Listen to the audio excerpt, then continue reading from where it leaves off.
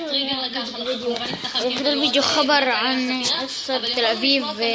לאורך היום, לאורך השעות האחרונות, את העובדים שאומרים, אנחנו הרגשנו הבוקר שמשהו עומד לקרות, אנחנו הרגשנו שהרצפה לא יציבה, הרגשנו שעלול להתרחש משהו, بقولوا لكم ايش حدث بعمارة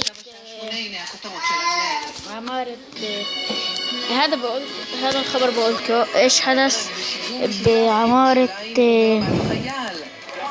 تل أبيب. אסון קריסת החניון. נמשכים החיפושים אחר לכודים שייתכן שנקברו תחת הריסות החניון התת-קרקעי שקרס בתל אביב. 3 בני אדם נהרגו. ברחנו לתוך החדר בדריקות והעדר פשוט דחף אותנו לבפנים. מחדל החברה הקבלנית, חקירות באזהרה, עבירות בטיחות, נפילות פועלים וההתראה של העובדים על חשש מהתמוטטות האתר. פתח שלא איכותי בגלל אני ביקשתי מהמנהל שיסדר את הליקויים, אמר לי רק מחר. אמרתי לו טוב, אני אעצור את העבודה עד מחר, אמרתי לו אני צריך לעבוד במנות. פקחי משרד הכלכלה שאחראים על האכיפה באתרי הבנייה שהו בחופשה מרוכזת בשבועיים האחרונים. בזמן החופשה 3 פועלים נהרגו, 8 נפצעו קשה.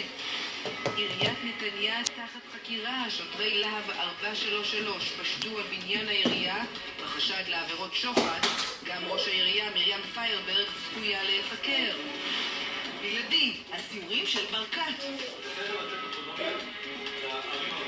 ראש עיריית ירושלים מצהיר בסיור לפעילי ליכוד רוצה לוותר על שכונות במזרח העיר ומבקר את התנהלות מערכת המשפט והמשטרה.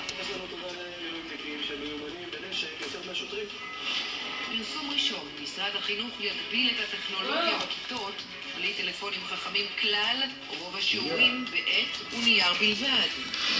לא רוצים לישון, סדרת הכתבות של סמדר פלד על המחסור בשעות שינה שהפך למגפה של המאה ה-21.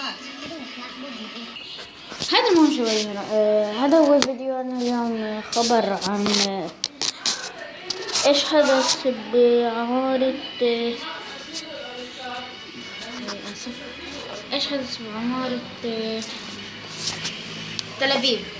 طيب نشوفكم على خير، مع السلامة.